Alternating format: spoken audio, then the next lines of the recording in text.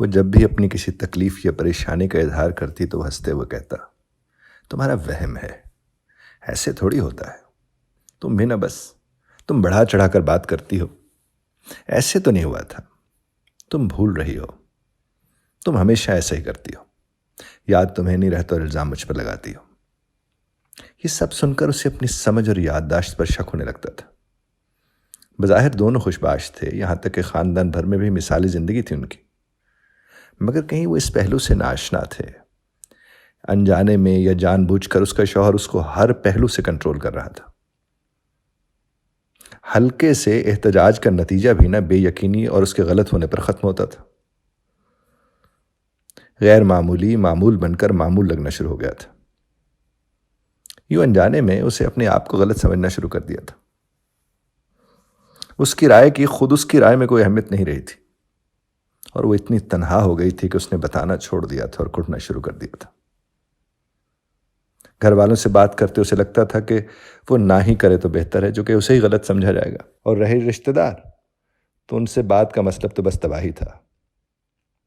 ایک آدھ مرتبہ اس نے سہیلیوں سے بھی بات کی تو چونکہ وہ خود اس کا شکار تھیں تو ان سے بھی شوہر کی طرح کچھ نہ کچھ سننے کو ملا اس کو۔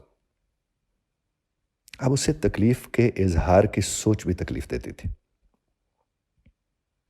درد کے ذکر کی فکر جب لاحق ہو جائے نا جناب والا تو درد خودکار نظام کا حصہ بن جاتا ہے، لیکن جب اپنے ہی درد پر شک ہونے لگے تو زیادہ تکلیف دہ ہوتا ہے۔ تو ایک دن کیا ہوا کہ وہ اپنے شوہر کو آفس بھیج کر ناشتہ کرنے کے لیے ٹیبل پر بیٹھی، یوں ہی ریموٹ سے اس نے ٹی وی آن کر دیا، جس طرح صبح کی نشریات میں ہم دیکھ رہے ہوتے ہیں سویرے۔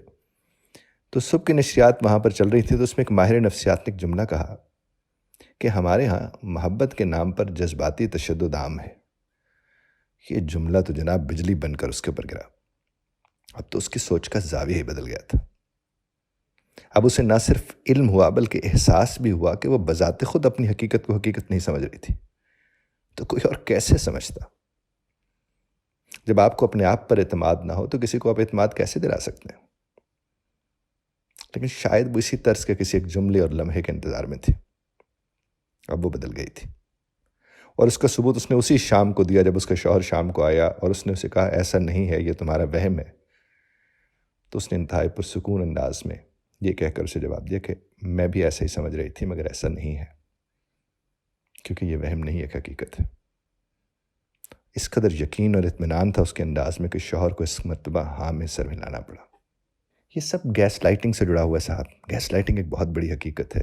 یہ بہت خاموش، خطرناک اور جذباتی طور پر تباہ کن شے کا نام ہے، اور ہمارے ہاں بہت سے لوگ شادی بچانے کے چکر میں خود کو بچا نہیں پاتے۔